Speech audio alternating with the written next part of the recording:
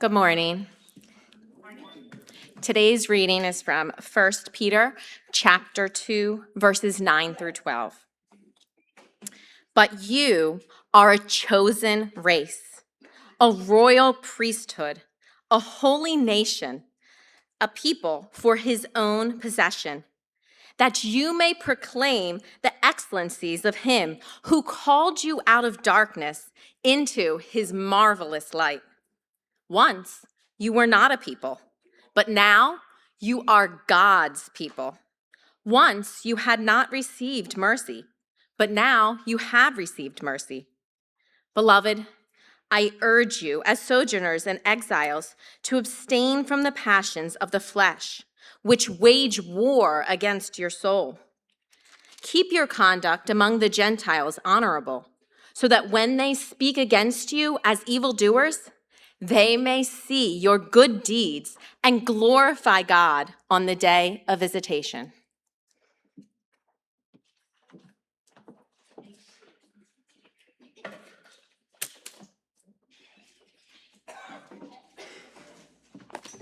All right, good morning, everybody. You guys doing all right? Ready for a hot week? You can see the summer season's in full swing. Got lots of folks away on vacation, traveling, doing this and that, off at camps, and all the fun stuff that occupies the summer. The rest of you probably getting ready for holiday week ahead. I don't know if you've made plans yet with family and friends. There's been an occasion we've gone down into the city and caught the fireworks near the art museum, and there's been a little bit of debate whether or not you dare venture into Philadelphia on the 250th celebration anniversary of our independence, and but so there's this interesting thing in our passage this morning.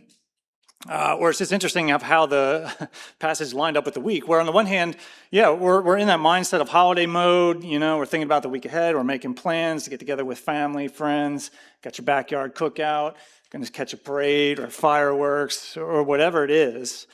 And probably at some point in the week, rightfully so, you're going to, at least I would hope, pause and reflect on and give thanks to God for the life that we enjoy, as a part of the place that we inhabit, a part of this nation that we're a part of, whether it's our freedoms or our protections or our opportunities.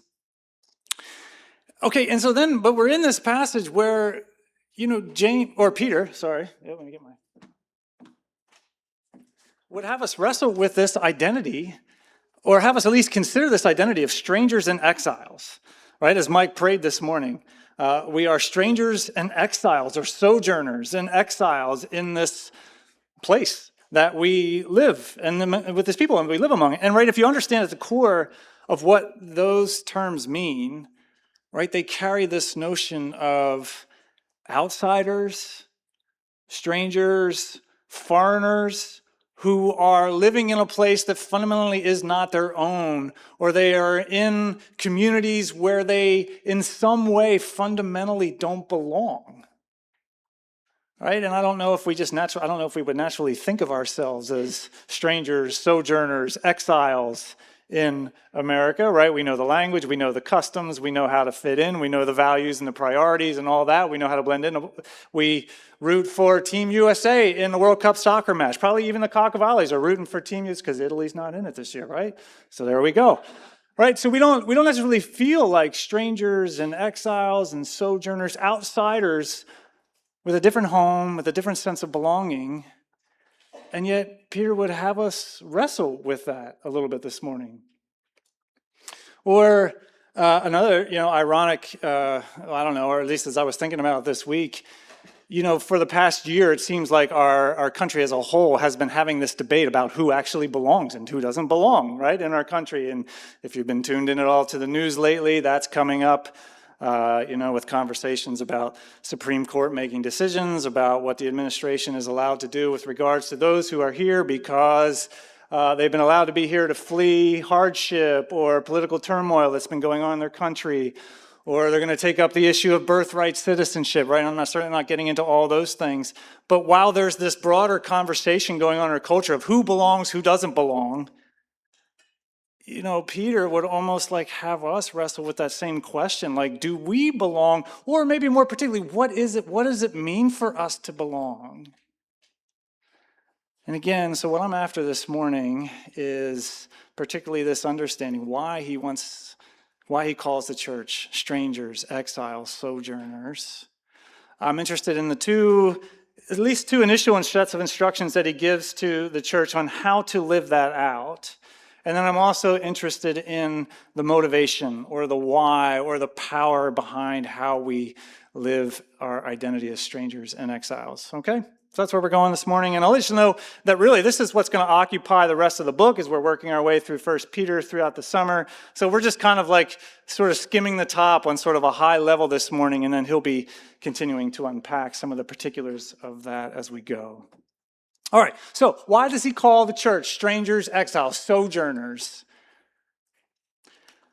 And to get at this question, right, I want to go back, and we actually read the verse that we closed with last week and remind you of this bigger identity that he reminds the church of, right? That you are, as we've prayed this morning, or as Nate has reminded us in our worship, you're a chosen race. You're a holy nation already, right? You're part of a nation, but you're already a set-apart holy nation. You're his royal priesthood. You are God's treasured possession, so that you might proclaim the excellencies of him who called you out of darkness into his marvelous light. All right, and so last week we kind of unpacked what each one of those words means. I'm not going to dive into that all again. But there's one more thing that I want to talk about with all these terms here that he's using. And essentially it's that, well, to put it this way, Peter is not coming up with these terms on his own. He's actually borrowing these words. These words were used before of God's people in various places, especially throughout the Old Testament. Like, for instance, Isaiah 43, when the prophet is writing in the context of the Israelite people who have been carried off into exile in Assyria and Babylon, right? Actual physical exile, and they're suffering the hardship of that. One of the things the prophet is doing, while both telling them why they're in exile, but then also giving them a word of promise and hope, in chapter 43, he's beginning to peel back the curtain on the promises of God, that God is going to do a new thing, and he is going to work in some way restoration. And so you get a language like this: behold, I'm doing a new thing. Now it springs forth. Do you not perceive it? I will make a way in the wilderness and rivers in the desert. The wild beasts will honor me, the jackals and the ostriches. Never mind. For I will give water in the wilderness, rivers in the desert, to give drink to my chosen people. Similar term, the people whom I formed for myself. And then this other phrase, that they may declare my praise. Right? Peter's borrowing from Isaiah 43. Or when he calls them a royal priesthood and a holy nation. Where else in the storyline of God's people do you have this sort of climactic event where God says to his people, you will be for me a royal priesthood, a holy nation, my treasured possession among all the peoples? Where does he say that? Come on, Ray. You got it? Oh, man, we're even stumping Ray this morning. Where is it that God says to his people, you will be for me a royal priesthood, a holy nation, in the Old Testament? Yeah, it's in Exodus, right? It's at that climactic scene at the foot of Mount Sinai, after God has delivered his people, the Israelites, from bondage and slavery in Egypt. And he's taking them en route to the promised land. And so they're venturing through the wilderness, and they stop off. They have a pit stop at Mount Sinai, where God is going to really, for the first time, introduce himself to his people. And he's going to tell them, he's going to remind them what he's done. He's going to reveal to something of his character and his law. And he's going to show them in the law what it means to be his people. And before he dives into chapter 20, which is the 10 Commandments, and in chapter 21 and so forth with the law, he says this first. He says, you yourselves have seen what I did to the Egyptians, and how I bore you on eagle's wings, and I brought you to myself. So now, therefore, if you will indeed obey my voice and keep my covenant, you shall be my treasured possession.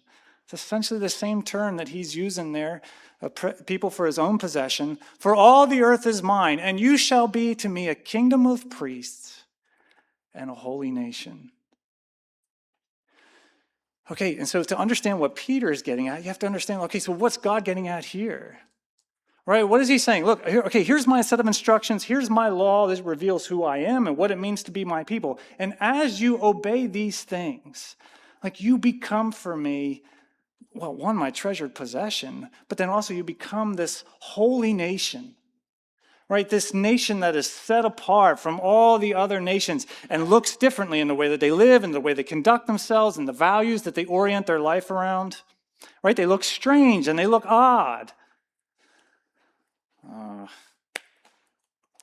Because I know Bill Batdorf gets a cheesesteak lunch. Anytime I mention cheesesteak 3 times, I'll give the illustration, and I think I've mentioned it here before too, that when the illustration I often go to when I think of the term holy, for whatever reason, it's the first time I had a cheesesteak. There, I think that's the 3rd time, so you're good for lunch. But the first time I had a cheesesteak,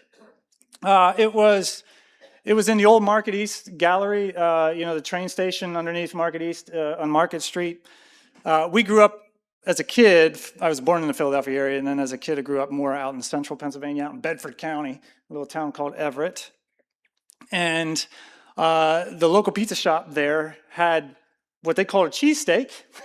I've come since learned to understand later, this is not a cheesesteak. But I actually liked this thing. It was probably more of something like a steak stromboli, right, where they took basically pizza dough, big fluffy, meaty pizza dough, and they put some shaved steakums in there, and they put some mozzarella cheese on that, and they put it in the oven, came out with the pizza sauce, anything. And so I had heard that Philadelphia has these real cheesesteaks as well too, and these are great. So I thought, well, this would be great. Since I like these things, let's have a Philadelphia cheesesteak. So we would come into town regularly to visit my mom's side of the family, which is all still in the Philadelphia area, and they lived up in the Rockledge section of the city. And we would hop on the train, and on occasion when we were visiting them, and we would ride the train downtown, right? And it would take us right into Market East, the gallery there, and that had a lot more stores and shops and cheesesteak shops at the time. And so I would come and we got my first cheesesteak, my first Philadelphia cheesesteak in the shop. Still remember that.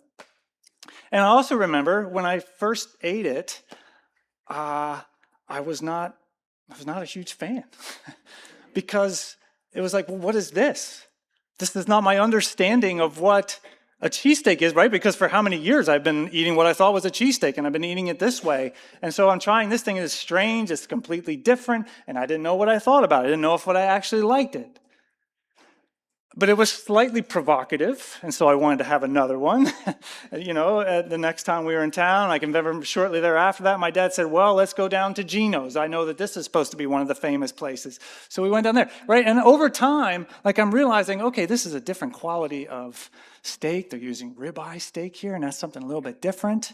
I'm realizing they're not just dumping mozzarella cheese on there, but they're using American or this weird thing called Cheese Whiz. Right? Or, they're not using pizza dough, or they're not using just this weird hot dog bun, but it's this strange, magical Philadelphia Amoroso kind of a roll, right? And so eventually what happened is this strangeness won me over. And as weak of an analogy is, for me, that's like my understanding of encountering something that's holy. And I know, listen, it sounds so weird. Maybe I should have said it better like this. Don't confuse holiness with righteousness. A totally different thing. Holiness at its most fundamental level is something fundamentally different and set apart, right? A Philadelphia cheesesteak is completely holy, set apart, radically other than anywhere else cheesesteak that you would find out there. That's the point I was trying to get at. The point that God is trying to make, the much better point, is that as you adhere to the instructions that I'm giving you, you will look different. You will be strange. You will offer a way of life to people that look so different and foreign to everything that they've known. And as you are that kind of set apart, strange holiness, you will also be my kingdom of priests, my royal priesthood. It's actually through your strangeness, your holiness, that I'm going to reveal my character to these nations that I'm planting you among. And it's going to be through that I'm actually going to fulfill that promise that I made to your great-great-great-great-grandfather way back when I told him that I'm going to make you a people, I'm going to give you a land, and through you, and your life and your witness, all the families of the earth are going to be blessed. That through you, I'm going to go after all the families of the earth. So what's Peter doing? When he takes that language, when he takes Exodus 19, when he takes Isaiah 43, and he points now to this church and he says, you understand that you are his treasured possession, his holy people, his holy nation, his royal priesthood.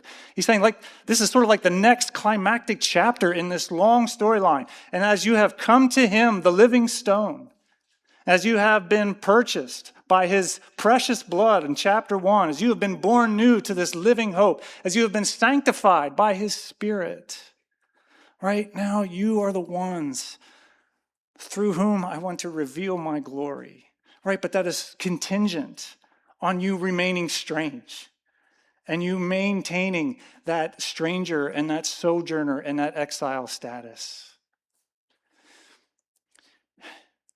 I meant to say this at the beginning.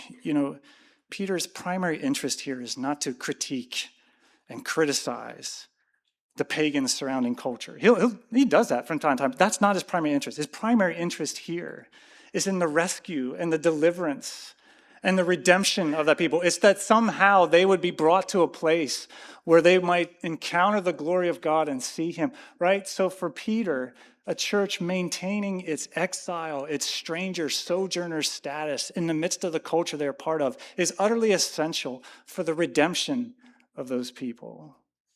You see it? All right. So let's keep going then. How do we do this? All right, so there's the identity, there's the calling.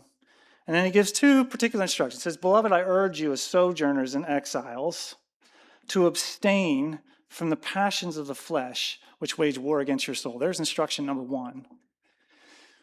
Okay, and that would have been a really interesting one, or a striking one to the people that he's writing to. Because if you had asked his audience, hey, what are the things out there that wage war against your soul, or which is synonymous in Peter for your very life? What are the things that wage war against your life?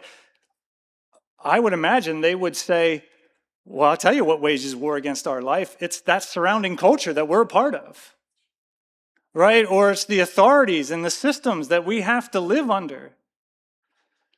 Okay, because again, you go back into 1 Peter 1, what becomes very clear from the very beginning, he's writing to a hurting group of people who are suffering all sorts of various trials and griefs.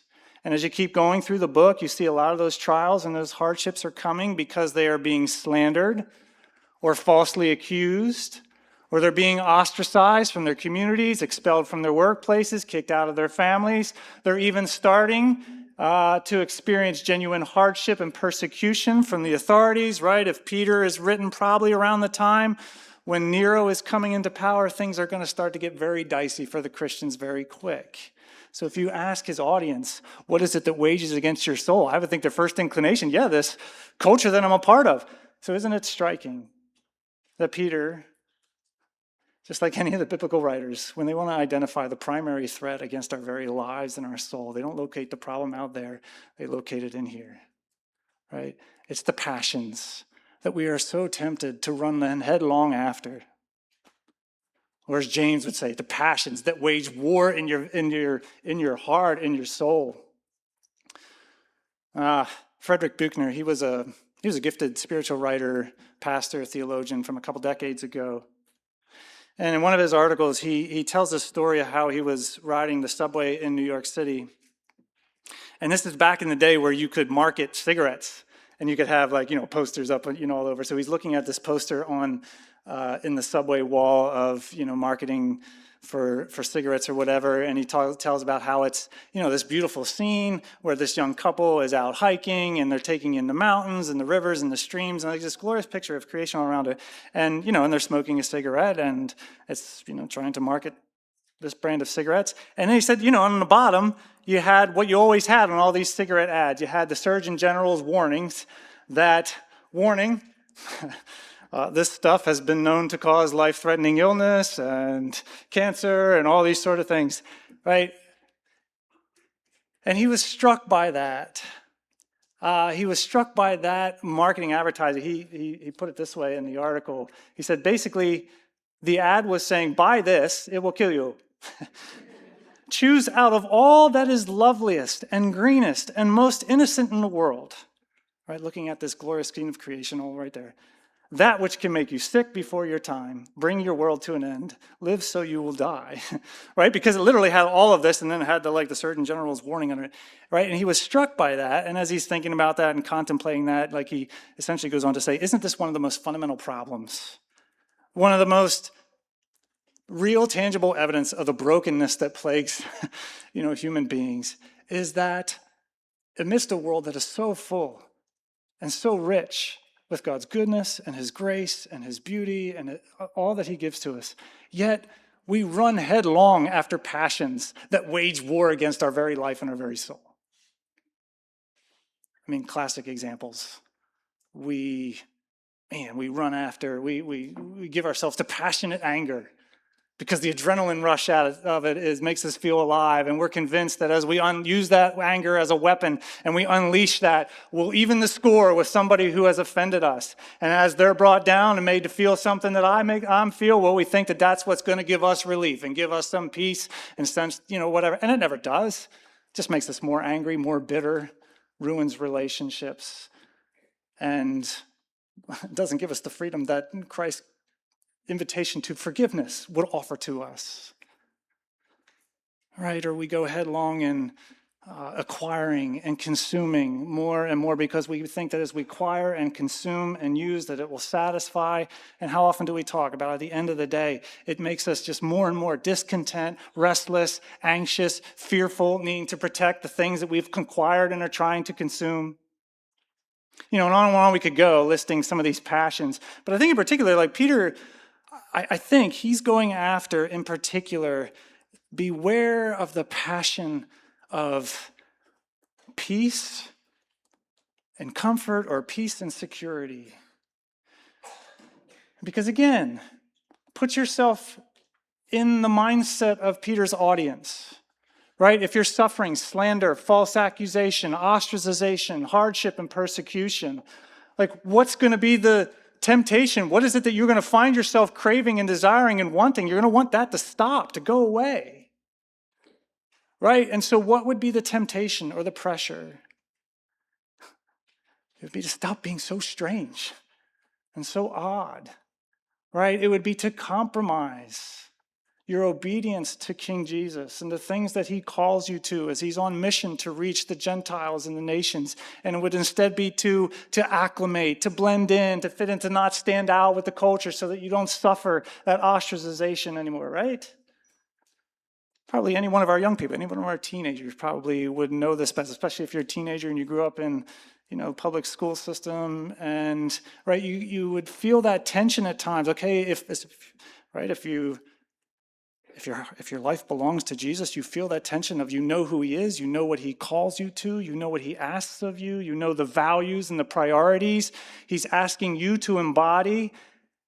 And yet, right, there's a concern that you not lose friendships or relationships, or that you maintain a certain status that you have, or maybe just that you don't stand out and you don't draw attention to yourself, but instead you just blend in. And so, right, there's that pressure to compromise or to yield so that you just sort of fit in. I saw this as a parent with some of our girls. They would talk about relationships being strained or sort of lost because they felt convicted not to participate in some of the things they were going to participate on the weekends. So eventually they would stop getting invited to outings when all the friends were getting together. And some of those relationships were, and so they would talk about, feeling that pressure. I want to maintain those relationships. I want those.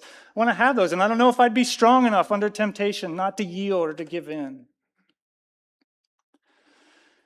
And as adults, maybe we don't feel that pressure to fit in and blend in as much, as maybe young people do. Or we certainly don't feel, I don't think, the pressure that First Peter's audience would have experienced. But yet it's still very important for us, I think, to prayerfully, ask the questions and discern, but are there ways still where I'm tempted to just compromise what I'm called to or to blend in, so that I don't have to endure whatever, any sort of discomfort? Maybe we need to ask the question, why am I not more vocal? Why am I not proclaiming the excellencies of him who called me out of darkness into his marvelous light? Why am I not more like Mary Ellen, who could testify to the goodness of God probably for days on end, right? Mary Ellen, where are you? Are you in here? She's probably with the kids, right? Why am I not freer with my invitations to come and to experience the grace of God that I experience, whether it's in my grace group or in worship or in some other outing in the church? Like, is there something to that? Well, I don't know. Last night we were with family a little bit, and we were talking with my brothers. We got to talking about a little bit about our kids, and sort of like this pressure that as parents we often feel in modern society to get our kids involved in a whole lot of different things and this, that, and the other. And as we are part of a society that increasingly doesn't operate according to Christian principles or Christian times, like sometimes there's a conflict now between the things that I feel like I'm supposed to get my kids involved in and active in, and then but also the calls of the kingdom, right? And so actually, as we were talking about that, and as we were leaving, and I was thinking, I wonder if actually maybe the biggest pressure that as adults we're going to feel in terms of acclimating to the broader society may actually not be in relation to our lives, but actually more in relation to the lives of our kids. Right? We feel this pressure to make sure they are involved in every little opportunity and activity and event and program, right? Because we want them to be able to grow up and be well-rounded and be able to thrive and to succeed in this world that they have to live in. Right? So we get them involved in sports or music or educational opportunities, whatever it is, right? And then, right, you've probably experienced this already. As you're part of a society that doesn't mesh well with Christian values or Christian cultures, well, now all of a sudden you're going to start to feel the tension of getting them involved in all these sort of things. And then you realize, well, maybe there's also then this tension. Am I also potentially sacrificing their ability to have any time to meaningfully invest in relationship with Christ on their own? Or to meaningfully invest in relationships with his people, or maybe meaningfully invest their gifts and their talents and service to the kingdom, right? Anyway, you see what he's going after. Watch out for this passion to blend in, to thrive, and to succeed in this culture where you're supposed to stand out as sojourners and strangers and aliens, so that the glory of Christ and his kingdom might be revealed through you. We got to wrap this up. There's one more thing that he mentions here, and I'm not going to spend as much time on this because it'll show up in the passages. He's going to unpack it more in the passages, like starting with next week. But he says, keep your conduct among the Gentiles honorable, so that when they speak against you as evildoers, they may instead see your good deeds and glorify God on the day of his visitation. So the second command, keep your conduct honorable. And what's interesting is he doesn't say keep your conduct honorable according to standards of the kingdom.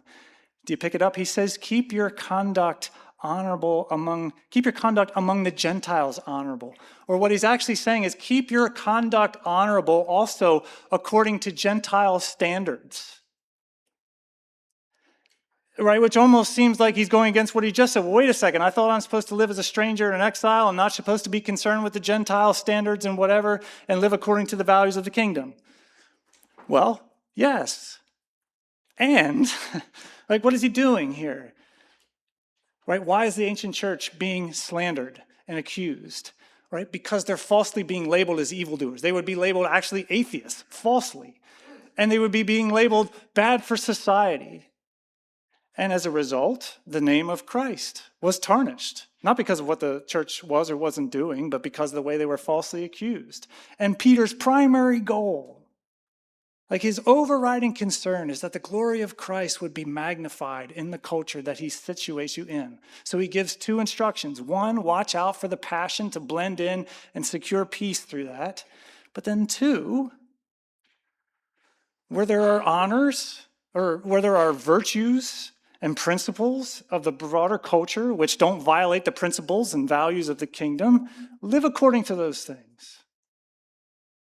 Like I think he would say to the church in America, yeah, beware with passion to fit in and all that, but also you should be law-abiding, patriotic, hardworking citizens that invest in the good of the communities that you're a part of, so that when they see you, well, that they would see that, yes, this is a virtuous and honorable people. Actually, the saying that would be often quoted about the ancient church eventually, as the church was starting to grow in exponential ways, like there was a saying going around that they alone know the right way to live. That as the broader culture started to look at the church, they saw lives of honor and virtue by their own standards, but then that went above and beyond in strange ways in the way they loved one another and the way they were compassionate towards those who were overlooked and who were in need and care. The way that they found freedom and joy in their hope and in their obedience and conviction. Like eventually, like the broader course, that they alone know the right way to live. So again, point being, watch out for the passions that would cause you to compromise your obedience to Christ or the values of the kingdom, and wherever possible, live honorably in the sight of the Gentiles. And we're going to pause that there for next week, because next week you'll see the hardship of that. When he starts to say, as part of that, I want you to honor the emperor who's persecuting you. And servants, I want you to be submissive to your masters. And wives to even your unbelieving. All right, so we'll get into all that stuff, fun stuff next week. But lastly, let me close it with this. Where do we find the power and the motivation for this? And just to wrap it up, I want to go back to one other line, one other phrase that he borrows from the Old Testament. So yes, I'm going to quiz you again. Ray, you better be ready for this one. Verse 10, once you were not a people, but now you are God's people. Once you had not received mercy, but now you have received mercy. Where's he borrowing that from? Yeah, who? Well, somebody make sure you get a cookie on the end in the back. First in line, Mike. Yeah, this wild book of Hosea in the Old Testament. Hosea, one of God's prophets, right? You know the story of Hosea. You remember that? God tells Hosea, "Hey, go find yourself a good prostitute and marry her." I'm not right. I want you to go find a prostitute. I want you to marry some woman who is fundamentally going to be unfaithful to you, who's going to run countless times into the arms of another man, get entangled with him, and I want you to marry her. And I want you to have kids. And they have 3 kids. First one's named Jezreel. Second one named Lo. This is the word I was trying to look up. Ruhama, I think is the word, which means no mercy. And then the third child was named Lo Ami, which means not my people. And you say, well, wait a second, what in the world is going on here? Why is God telling one of his prophets to go marry a prostitute, have kids, who's going to be named Jezreel, no mercy, and not my people? Well, without diving too much into a whole story on that, like the prophets were God's covenant prosecutors in the Old Testament. They were the ones who were called to go before God's people and say, let me tell you the ways you have broken covenant, that you have broken this covenantal vow and this covenant relationship with the one who created you and the one who redeemed you. And sometimes they were called to testify to that with their words, and then sometimes they testified it with their whole lives. And so Hosea literally was a living embodiment of what God was experiencing. I have betrothed myself to a people who time and time again are covenantally unfaithful to me, and who are running into the arms of other gods and other rescuers, thinking that through these gods they're going to find peace and prosperity, and they're forsaking me all along the way. And so what's going to happen is I'm actually, for a season, I'm going to withdraw my compassion and my protection, and I'm going to withdraw my mercy. And so you're going to call them, their kids, no mercy, not my people. But then he starts to say at the end of chapter 2, but there's a day coming where he will again speak to those who have received no mercy, who are not her people, my people. And he says to Hosea, when your wife goes running into the arms of some other husband, some other lover, I want you to go buy her back. And so he does in chapter 3. He goes into the marketplace after Gomer's got entangled with other lovers and covenanted herself in other places. He goes and he purchases her back. He pays, I forget what it is, 15 shekel, I don't know what, and a certain amount of grain and barley. And he buys her back as sort of this living embodiment of what God is going to do for his people. Right? So do you start to see it? Why is it that Peter is borrowing this language? Or what is Peter trying to communicate when he borrows this language and applies it to his people? Do you see that he's saying to them, look, your whole sacred, glorious status as God's holy people, his royal priesthood, his treasured possession, his chosen race is not at all because you guys were all that, right? Or because you guys have been abundantly faithful and you are the kind of people that are going to just naturally radiate my glory. No, do you see? It's because Jesus himself has been the faithful bridegroom to those who have time and time again been covenantally unfaithful. He's been the faithful bridegroom to those who have time and time again run headlong into passions that wage war against their soul, that divide or that would, bring offense to their Creator and their Redeemer. He's been the faithful bridegroom, and according to chapter 1, he has, you remember when we were in the second part of 1 Peter 1, he has purchased them with his what? With his precious blood. And because he has purchased them with his precious blood, he has sealed them, he has given them a seat at that banquet, that wedding banquet of the bridegroom that is yet to come. And because of that, because we're guaranteed that, we are born into this living hope of one day full participation in his resurrection, where every tear is wiped away and sickness, sorrow, pain, and death are felt and feared no more. Right? Or as we sang, I think I actually wrote down the lyrics. Those he saves are his delight. Christ will hold me fast. Precious in his holy sight, he will hold me fast. He'll not let my soul be lost. His promises shall last, because bought by him at such a cost, he will hold me fast.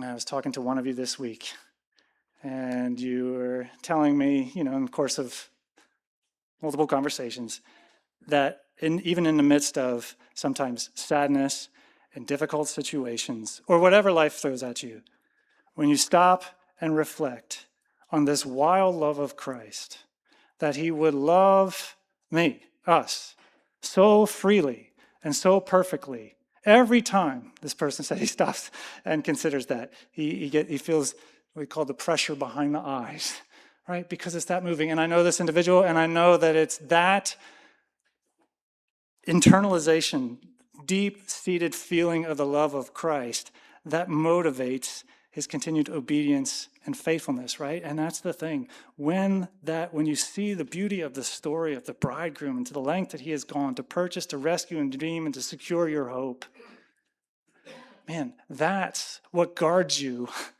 from compromising, thinking that running into the arms of some other source of security is going to be better than what Jesus is offering you. Or that's what stirs and motivates your desire to be faithful to your bridegroom and to make sure that your life, as best as you are able, brings him honor and glory. And when you consider the hope that he has secured for you, that he has purchased for you in his precious blood, and when you think of the freedom and the joy that that offers to you, that's what then, if you mix it with the compassion and the love of Christ, has you be concerned for those around you. And be concerned that my living witness would be pure and my proclamation of this good news would be a holy representation so that somehow they may see it and know it and to come to find the joy in it. So that's Peter's call. Remember, you're strangers, you're sojourners. You fundamentally don't belong in that way. Don't fit in. And beware of the passions that would say, well, that's the way I find peace and security, by just blending in and acclimating and compromising. Beware. Live honorably amongst the people that he calls us to, and then we pray fervently that he would take that witness and empower it to be a living proclamation of his excellencies for his good and for our good and his glory, and for the redemption of those he sends us to. In the name of the Father and the Son and the Holy Spirit. Amen.